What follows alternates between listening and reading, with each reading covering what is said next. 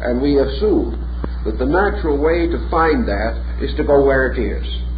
Not to think on terms of borrowing or of lending, but of recognizing that culture is a unit, a totality, revealing itself through an infinite diversity of culture patterns and culture groups. Taking this as a foundation, we can work for a unity of cultures even as we work for a political unity. And we can work for religious unity even as we work for scientific unity. We observe with some interest that a great many scientists belonging to other and different nations, even some that are not compatible with our own political theories, as men and as scientists can gather and discuss and think and talk things over without the animosities that you normally might expect. For wherever the individual has ideas bigger than himself, he can share those ideas with others on a like cultural level. And wherever it's impossible to share, there is evidence that the cultural bonds are not strong enough. And without these bonds, the peace of the future can never be assured. In this way, anthropology, looking forward into the future, is not content to think in terms of the new conveniences, the new commodities, and the new situations that may arise in the management of our temporal and commercial activities. There must be this new world, this new wonderful and beautiful world that we desperately need in order to justify our existence now or any other time.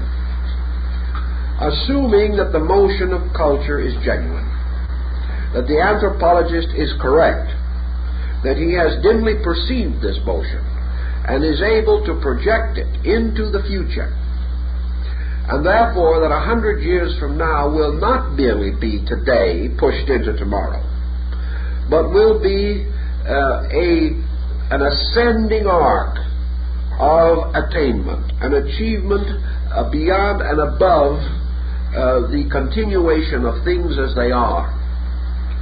How will he estimate or conceive this new level of life to be? He tells us that the only answer to that is within his jurisdiction is the concept that this ascent means that more of the inside of man will come out, and more of the good things we have always known will be apparent than are now obvious. In consequence of this, there will be a fulfillment, to a degree at least, of man's most secret longings and hopings, as well as this motion forward.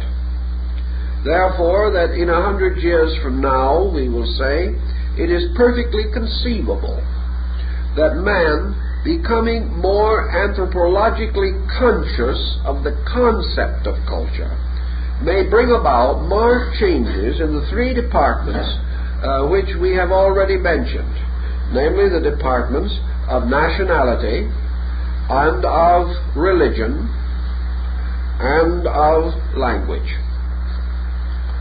The anthropologist feels convinced that the progress of world language will go on more rapidly than it has in the past, not impelled simply by cultural motive, but by economic motive, but achieving in its ultimate end the establishment of a more common understanding between human beings. This understanding may at first not be a true sharing of language. It may begin, as it has already begun, in the greater ability of translation, the appearance of the better literary works of various groups in the published languages of other groups, so that today we can look forward to a greater availability of world literature, and will be in this country, for example, relieved of the overburden of Mediterranean literature and the total lack of literature from practically every other part of the world. The anthropologist will nod his head with a certain quiet sense of satisfaction when he realizes that now probably 100 or 200 of the world's great classics from every nation can be found in book form at under 50 cents a copy. He feels this is important, because the individual who today begins to study these or to read them even superficially is building the beginnings of cultural bridges. He is beginning to create what culture must have, and that is sympathy, a certain tolerance, a certain understanding, the amazing and incredible discovery that somebody beside himself has done something in this world, that he is not a patriot because he closes his eyes to the achievements of everyone but his own, that anthropology calls him to a higher patriotism, and that is a patriotism to the common good, which must be advanced, and without which the good of individual nations can never be properly advanced. The second important contribution lies in national psychology. And national psychology is also in the process of being broken down. And we find greater and greater economic and cultural exchange between nations than we have ever known before. So that we are in a cultural motion, although as yet it is too slight to have any direct bearing upon the grand scheme of our living. Anthropologists are of the suspicion that as student exchanges and things like this go on for another 100 years, there will be cultural motion. That this cultural motion will mean that there will be fewer strangers in this world. And the great barrier to all true progress is the stranger. And the stranger is not only the individual from another country, but the person working alongside of us whom we have never known. The stranger is the neighbor next door we have never spoken to. And from this it extends on to the individual of other racial or biological groups with which we have never formed cultural bridges, and therefore whose life, work, and contribution to the common good we have totally ignored or terribly underestimated. Religion also comes strongly under this anthropological concept.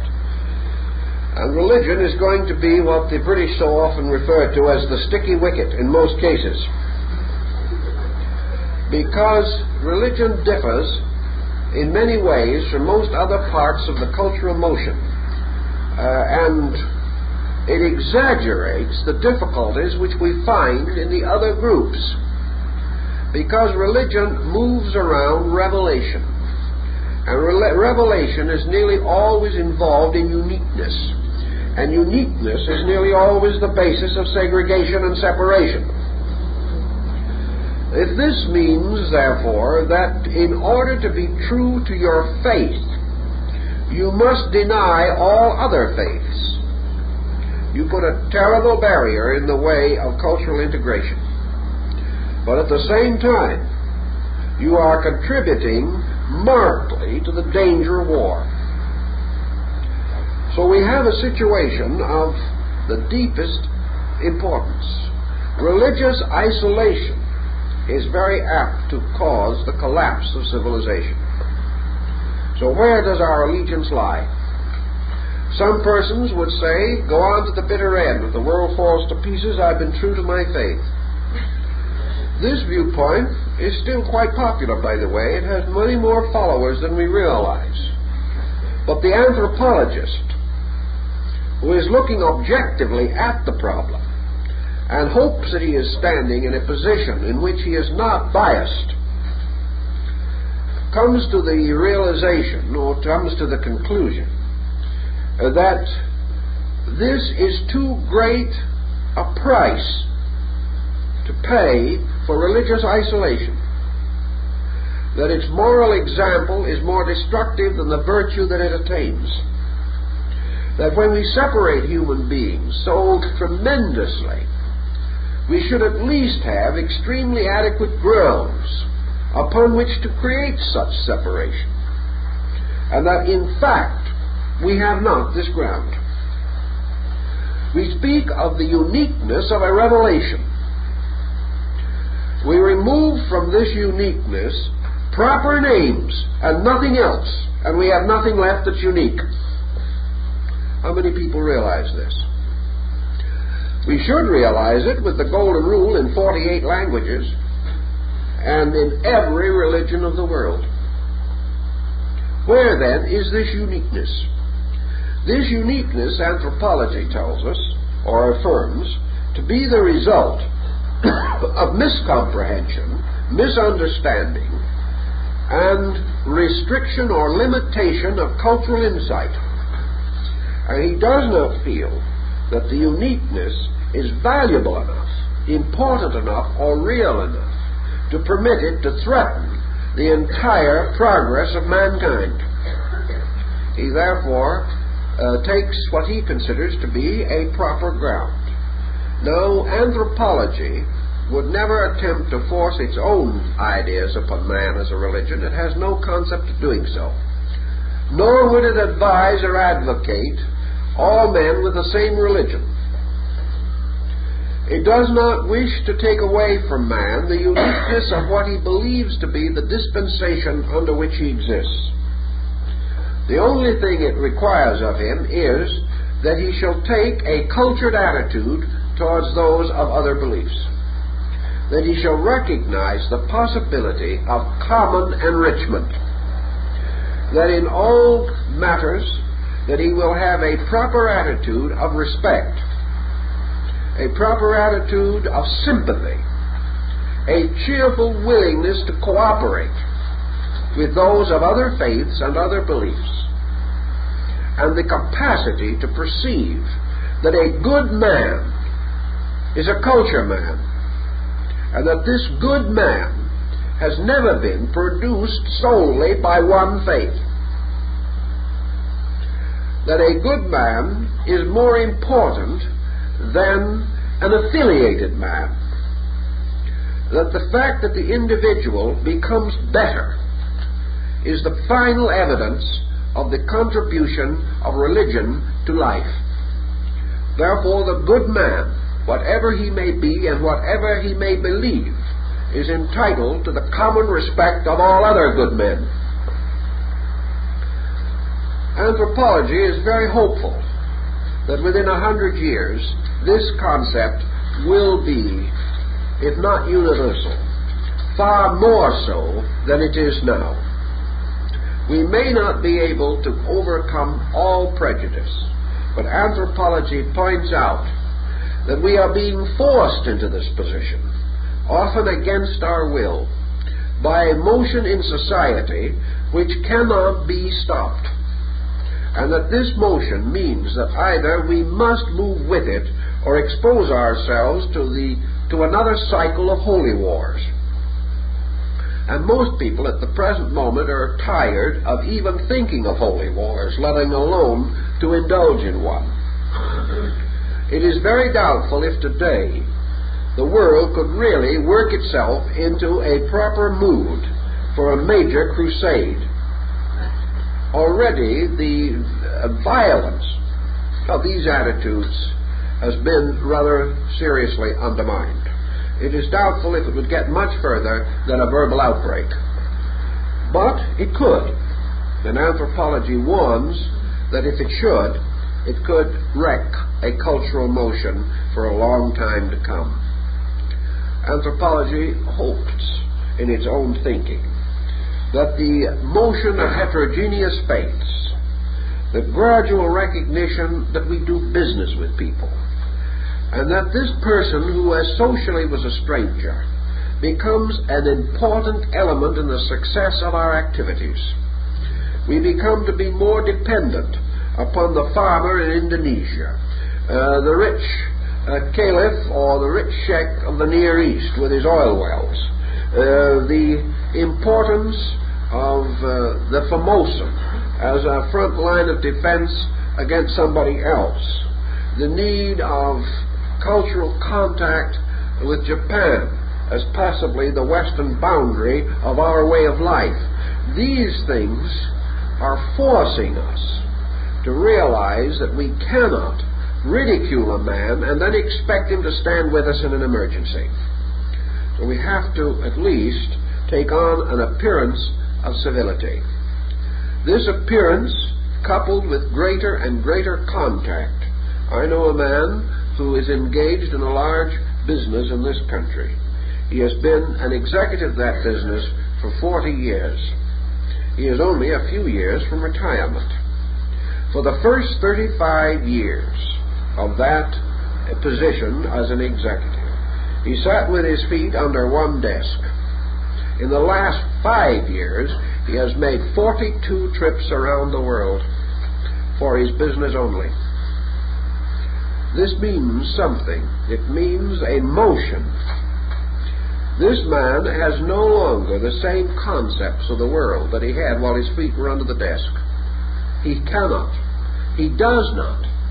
He is discovering, like a small boy, a world of wonders that he never knew existed. He is chuckling, he is brimming over, and the fatigue which made retirement seem very attractive 5 years ago has disappeared, and he hopes he can stay on for another 10 years and keep on doing it. He has suddenly found, as we are finding, what Wilkie called the one world front. That today, if you want to make a better mousetrap, you've got to import most of the materials. And that in only one or two scientific elements does the United States of America supply its own basic needs. This has its effect, and we must sometime, even as businessmen, realize that you cannot ridicule your brother's God and buy from him at a profit. It just won't work. So a condition is being forced upon us, meaning cultural insight. And let us not forget that the man we visit, and who in turn from some other place visits us, is passing through the same experiences that we are. Individuals who actually believe that the world ended in the Sea of Yemen are suddenly discovered that it didn't. And it has been estimated that the three great dictators with whom we had trouble not so many years ago would probably not have been nearly so troublesome had any one of them been a traveler. But they were not.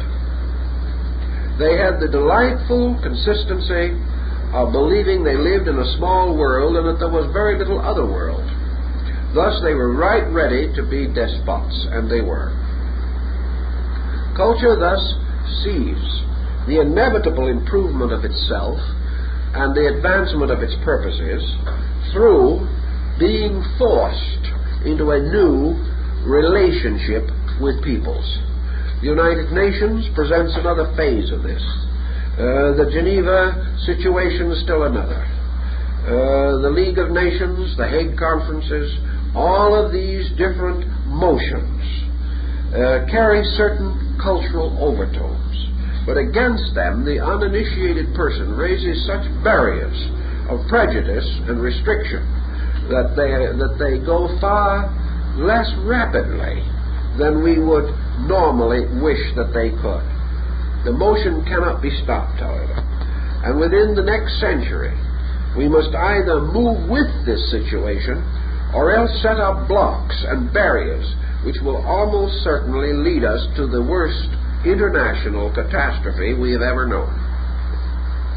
This being pretty obvious, the anthropologist feels that education should hearken to him a little more, that there should be greater emphasis in educating young people from the beginning in the fact that they are growing up on a planet and not in a community. That they are growing up in a moving world and not strictly and entirely in a restricted local area. That they are going to be forced to know, understand, and do business with a great many peoples. Also, anthropology is concerned, in the United States particularly, with the unfortunate and rather limited monolinguist situation that we have here. The European has one advantage over the American in this respect. The average European speaks 2 to 3 languages. The average American does not. Therefore, in an emergency or under situations, he is not able to handle things as well as he should.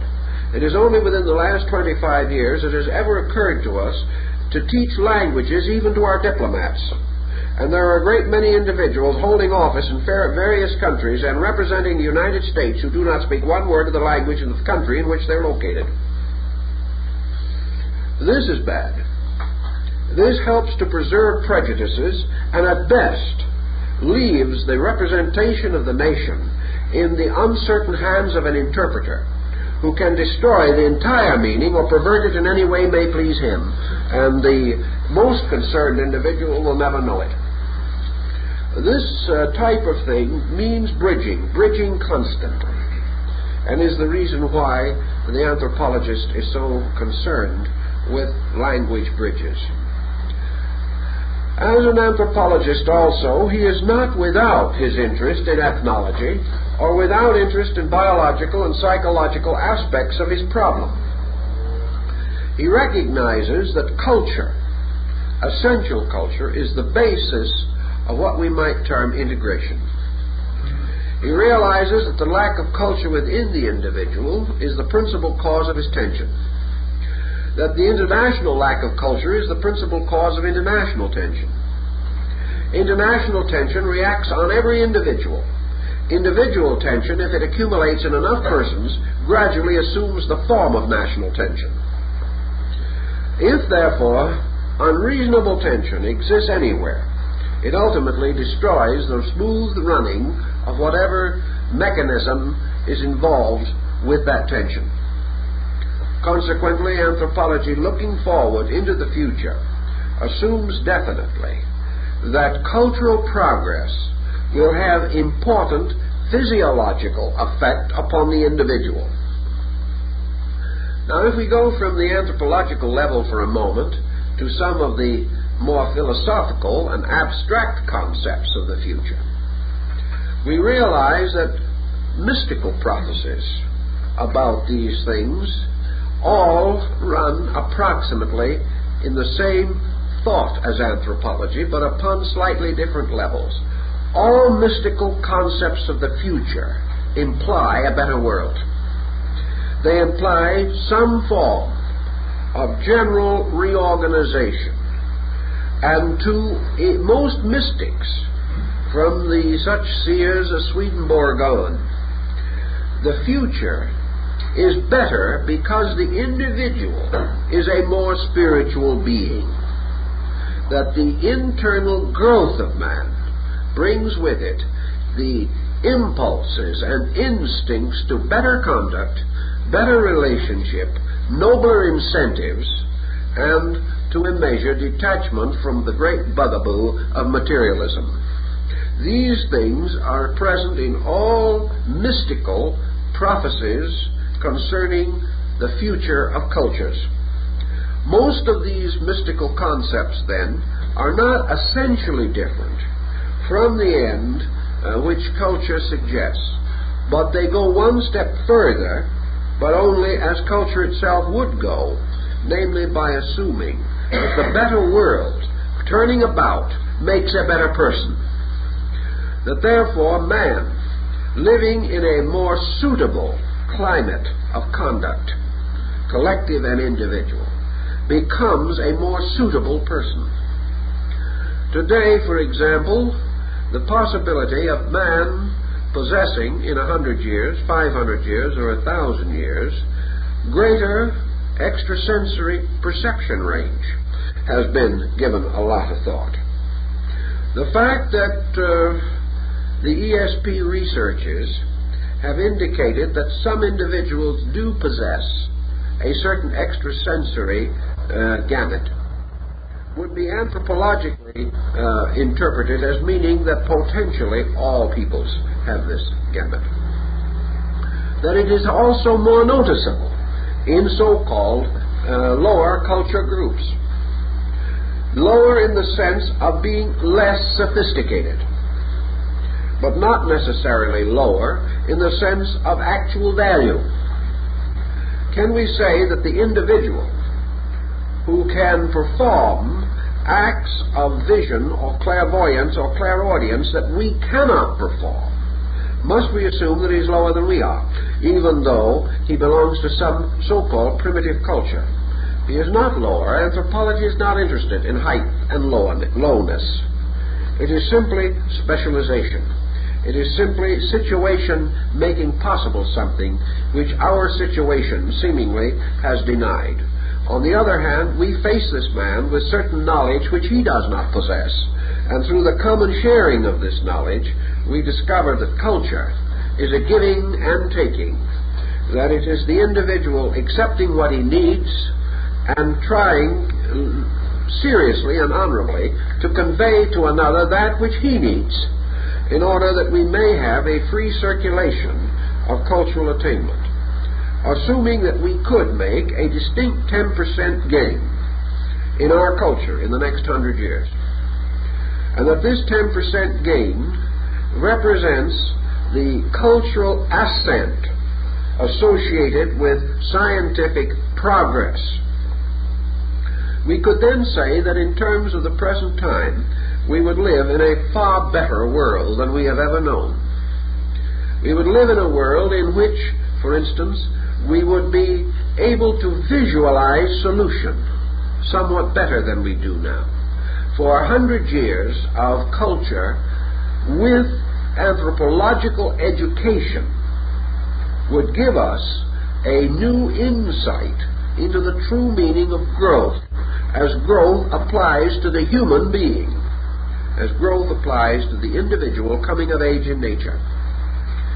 If anthropology led this study, though, so that the average child of 100 years from now was perfectly conversant with the anthropological pattern, is quite possible and conceivable that this, added to the 10% of progress which might normally be hoped, would result in a very much broader, deeper, and wiser world than we have today.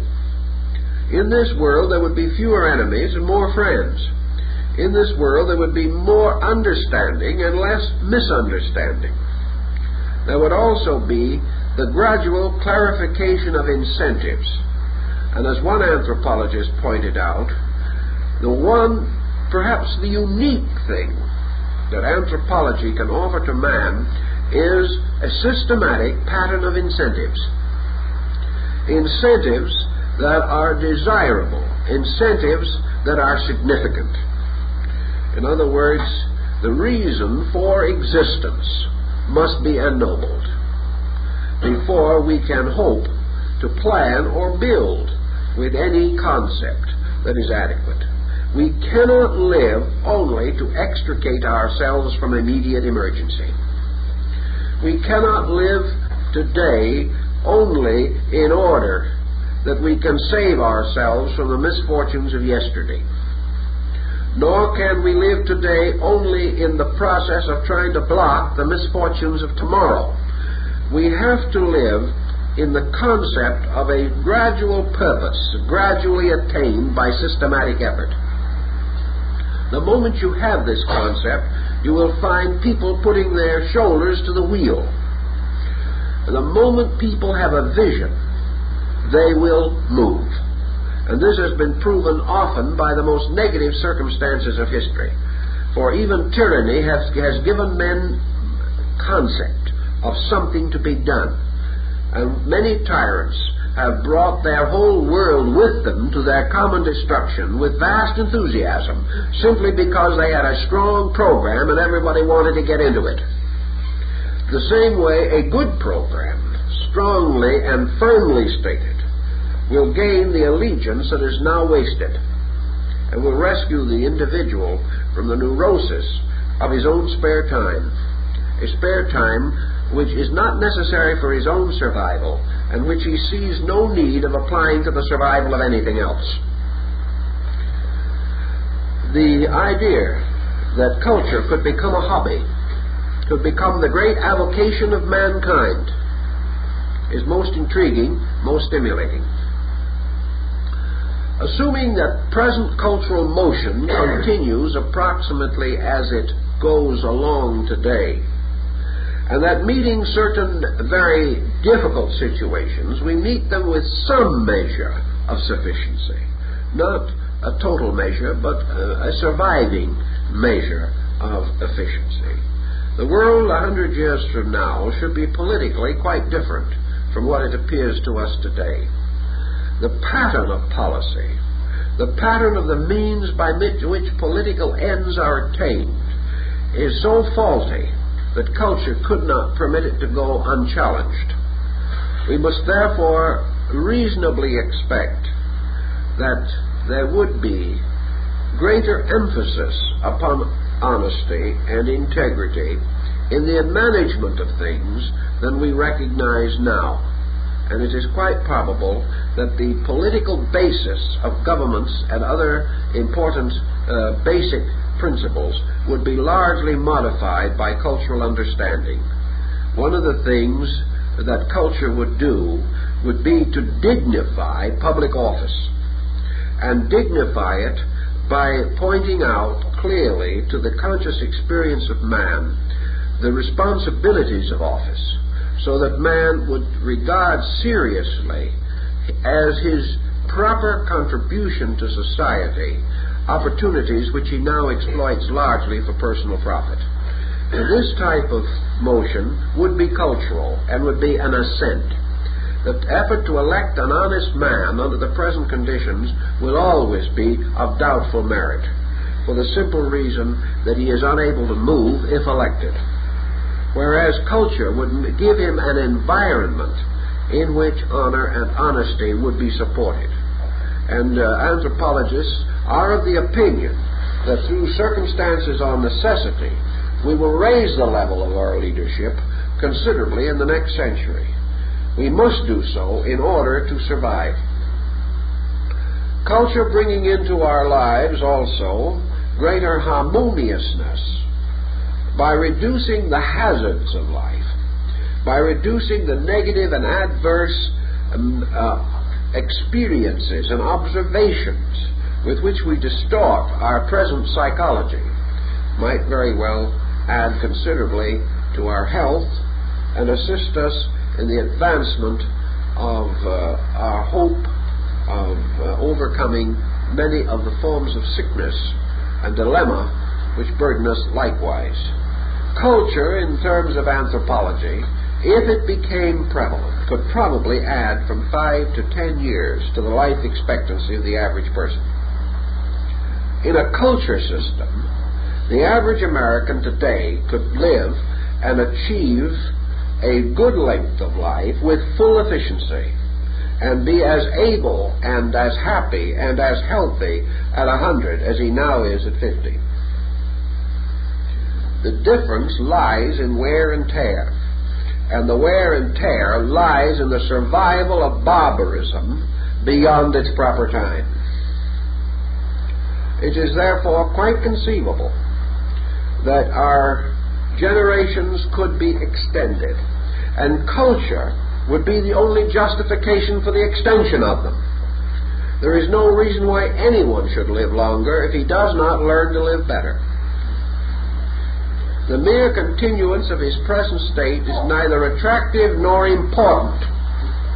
The individual can make enough trouble now in 60 or 70 years, and the great majority of persons are not missed nearly as much as they think they are going to be.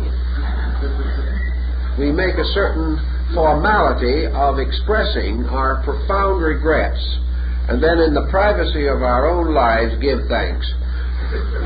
This situation is because of the low culture platform. If man, living to 100, was during this entire period culturally occupied, he would have a pleasant, happy life, and culture would make him companionable and compatible, which is not the case in most instances today.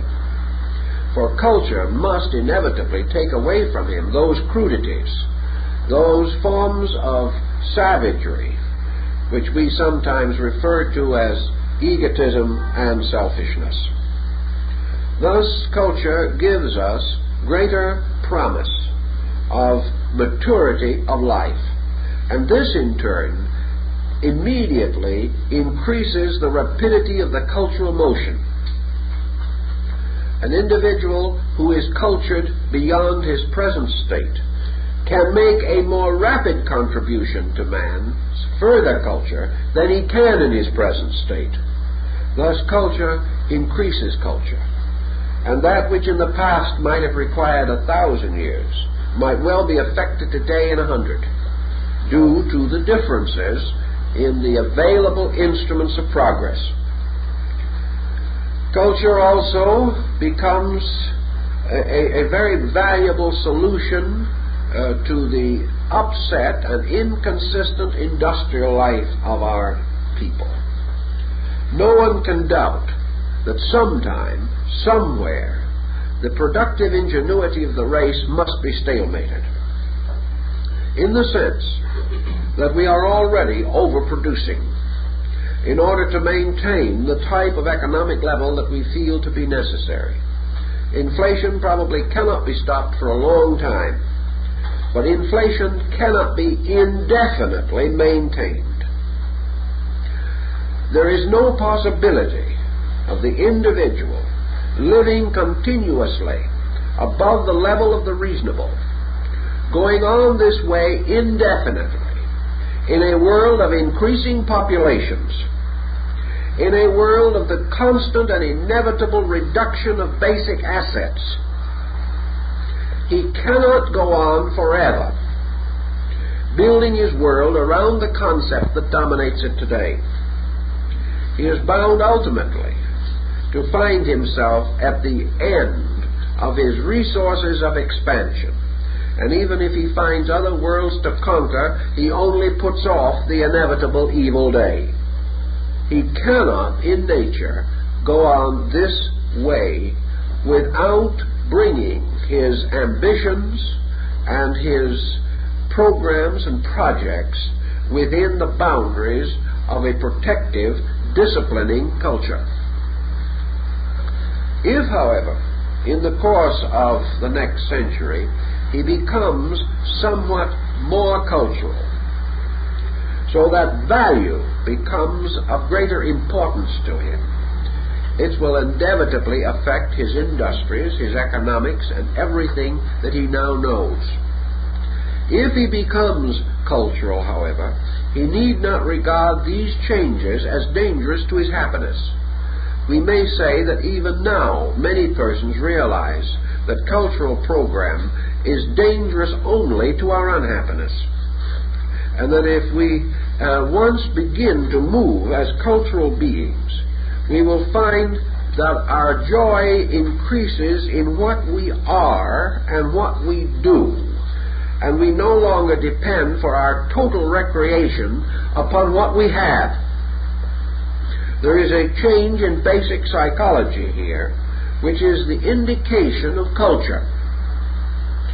Culture is not a measure of wealth, it is a measure of attainment. And even now, in many cultures, worldly goods are comparatively unimportant. And there are many countries today, so-called highly advanced countries, in which a person is measured by his attainments primarily. The fact that this does not prevail as it should in this country means correction is indicated, because we cannot continue on the ground that mere possession constitutes culture, or that the person who possesses has in this way fulfilled his total destiny. His cultural life must be strengthened. If this is the case, and we are able to release some part of our effort from this dynamic struggle for things, we shall find our entire pattern settled down to something in which rugged competition is no longer necessary, in order that we shall attain ends that are completely satisfactory to ourselves. Only then, if we use this incline upward rather than pushing only forward, can we find solution. There is no solution in the present economic pressure. This moving forward, that each year's sales must be measured only by the preceding year, and that if we do not top what we have done and the best year we ever had, we are dismal failures. This type of thinking cannot go on without destroying man spiritually, morally, psychologically, and physically. So culture points out the release that is given by permitting the individual to become aware of the wealth of personal self-expression, the wealth of sharing thought, the wealth of loving beauty, the wealth of creating rather than merely perpetuating. And many anthropologists who are aware of the arts and these things think in terms of music on this type of subject. The development of very excellent reproducing equipment has practically destroyed the individual's inclination to become a musician. Whereas 50 years ago, the family nearly always had someone who could play the piano and 2 or 3 people who could sing, perhaps slightly off-key, but still to the general enjoyment. And everyone got up and did it. Now, there is something about doing it that is tremendously important. And the doing of a mediocre piece of music in a thoroughly mediocre style has still greater cultural significance than listening forever to the greatest music that has ever been composed, magnificently performed. So that the problem as to whether you have 1, 2, 3, or 4 loudspeakers scattered around your room, in order that you may get the sound from the front, from the back, from above and below at the same time, and perhaps have the beautiful opportunity of hearing it also coming in the window from one of the neighbors. This is regarded as progress, but this is progress only on the level, because it is not lifting the individual. We may say, yes, it will give him music appreciation that he never had before. It is true that it may do so. There will be long-range motion in it. But this motion that is separated entirely from creative action becomes too much like indoctrination. We are not made cultural merely through our ears. We are not made cultural by what is done to us or for us primarily. It is what we release through ourselves that becomes the one magnificent satisfaction of culture. Thus, the individual can still be a comparatively dissatisfied person in the presence of magnificent equipment for music. He does not have the personal psychological therapy of personal performance, of actually learning to do something himself. These elements must also be corrected in the future, where creativity must be given greater consideration. The anthropologist, I think, would like to see some creative art as a part of every curriculum, and that no person should be permitted to graduate as a doctor of medicine or a doctor of law unless he also can prove on the occasion of his final examination that he is proficient on the Jew's harp, the harmonica, or something of that nature. He must be able to express himself creatively. He must not depend totally upon intellectual reconstruction and continual circulation of other people's ideas. He has got to get into creativity. Creativity is culture. We are happy, however, in seeing that some of these facts are beginning to be more obvious than they ever were before. The anthropologist says this is the proof of culture motion. We have come from the Greeks to now, and more persons probably than ever before, including the time of the Greeks, are aware of the need.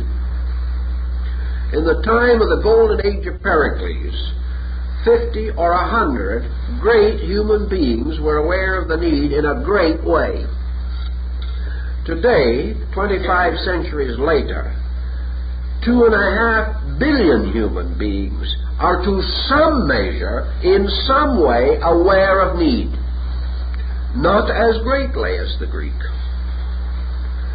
but still the tremendous diffusion of the realization of need. And whereas there were 150 articulate Greeks who could tell the story, there are probably today 1 million articulate people who can tell the story. Perhaps not as thoroughly as the Greeks did, but sufficiently to show that the motion of culture has gradually communicated itself to groups, to masses, and to the total body of humanity, whereas at one time it was almost a small autocratic group, locked within the boundary of its own circle and talking only to its own kind. This point is a very important one in representing cultural motion. It shows the diffusion. It shows it when we see everywhere the increase of art interest, of culture, the advancement of many things that speak of great culture, but at this time speak only of a longing which the individual has never integrated in himself into the statement that this is culture that I need. He has never stated that. He has simply felt the hunger and eaten as he could, but he has never learned the laws of the dietetics of culture. He has never learned what its nutrition is or how it should be administered, but he is moving toward it. What then would we say would have the effect upon the total growth of these beings? Going back to the first question we started with this evening, the growth of soul through body. The growth of body after maturity of years does not appear to be very obvious to us. We presume and assume that it maintains itself until decrepitude sets in. Actually, body can constantly grow. Body is either constantly growing or constantly decaying, one or the other. It never stands still. Consequently, anything which vitalizes the inner life of the individual contributes that vitality to body. Also, body under culture is in a constant state of refinement, and that is sensitizing of its elements. 20 years of culture will change the cellular structure of the brain. 20 years of culture will cause the individual to have command and control of nervous reflexes that he did not have before because he never called upon them before. And our psychological life also calls upon functions. It is not merely our physical living that demands functional coordination. There are in the body of man innumerable functional processes which have to do with the transmission of the psychic life of the individual into activity. The culture refines and strengthens these bridges, therefore giving the being in the body ever greater areas of function and enabling it to release itself more adequately through the body. If in the course of culture the individual transforms his mechanism from a $25 radio to a $200 radio, he is going to have better receptivity of something because he has better instrument to receive with. The program may be quite the same program if it's coming from within himself, but it is going to sound better. He is going to suddenly come to the conclusion that the program is better. That is the way he is going to immediately analyze it. He's going to say, when I heard it before with this other equipment, I am quite certain it was off-key. Now, with this better equipment, it seems to be on-key. And he is going to blame or assume that the program has changed. But actually, he is providing an instrument by means of which psychic motion coming into body will not be as distorted or inhibited by lack of available instruments of expression. Also, culture induces the individual to attain greater skillfulness, producing faculty capacities and intellectual abilities better suited to express himself, better suited to interpret, and better suited to discover new and more useful means of using the energies and powers and faculties which he possesses. We may then inevitably assume that culture which produces leisure, which is the foundation of civilization, is important. True leisure, however, demands of the individual true use of leisure. And without civilization as a factor in his consciousness, leisure cannot be used. Leisure wasted in dissipation is a sin against culture as far as our great need of today is concerned. Yet it will continue unless the individual becomes aware of better usage, becomes trained in these situations.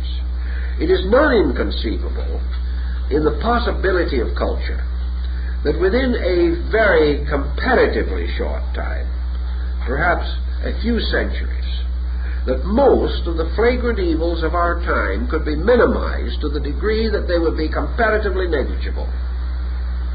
There is no reason why culture cannot correct crime. Yet we have taken the attitude that crime we will have with us always, along with war. There have been many learned volumes written to the point that wars are inevitable, and we will always have them. This is science moving on a level, assuming that tomorrow and forever will be like today as far as the psychic life of people is concerned. But change the people, and you break all patterns of expectancy. Another kind of person will not have these wars. It is only the kind of person who has wars who will have wars. And culture will not permit this. Culture taking over will find means of arbitration, or will finally dissolve the problem which even requires arbitration. If then culture can take over in a major manner, several important fields of living can be immediately assisted. Domestic relationships can be easily handled.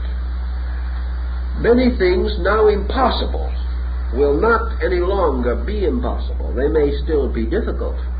The impossible will become difficult. The difficult will become easy, and the easy will cease to exist. These things, step by step, will be eliminated by the progress of things. Now, culture also, moving into biology, points out that cultural sympathy will probably ultimately solve racial problems. Both your philosophical and your anthropological school see no reason to question that ultimately your racial problem will end, and that we will have a race which has absorbed all races. And just as all races came from one, primarily, so all races trend inevitably toward one.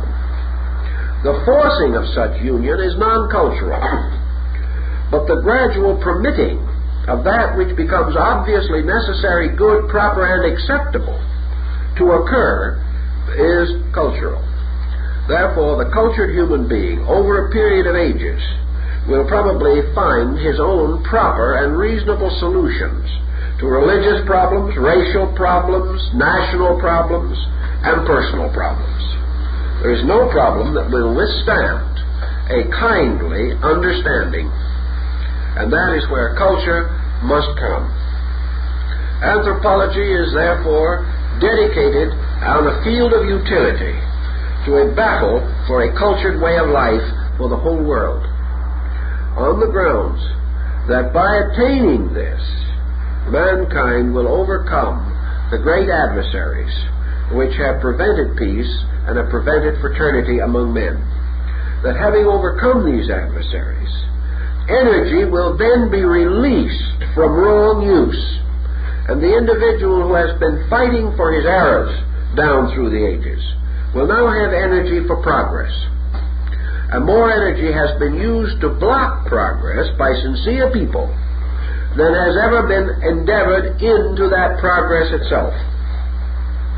If we could take all the obstacles put together we would find that they overwhelmingly have exhausted the energy resources of man for ages. Anthropology says this is not necessary. That what we must have is all energy conserved for progress. True progress being man's ethical victory, his cultural victory over necessity. Man, 1 million years ago probably, conquered his primary necessities. He is now conquering his secondary necessities, which arise from his appetites. They are not necessities at all. They are luxuries which he has found or accepted to be necessary. Culture will assist him to achieve a victory over his luxuries, and by so doing, rededicate him to the essential progress of his race, or his creation, or his time, or whatever may be the unit with which he is immediately concerned. It will, however, give him a growing non-immediate concern for the common good of all things, and thus bring about a change. And the optimistic anthropologist believes that we can live to see important development in these directions, and that within the next few centuries we may actually find the solution, not by the expected routes, but by the fact that the solution has always been in man, if man would have the courage and the vision to let it express itself through his life. Well, our time is up, so I guess